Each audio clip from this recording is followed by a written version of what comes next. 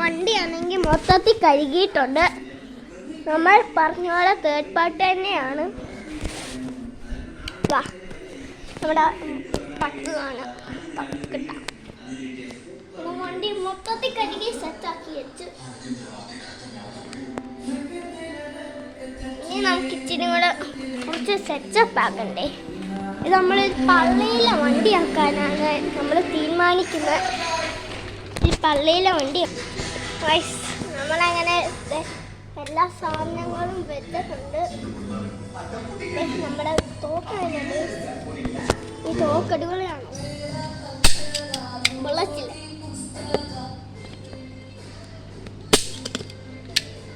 അങ്ങനെ നമ്മളിനിയും സ്നാനം ചെയ്യണം.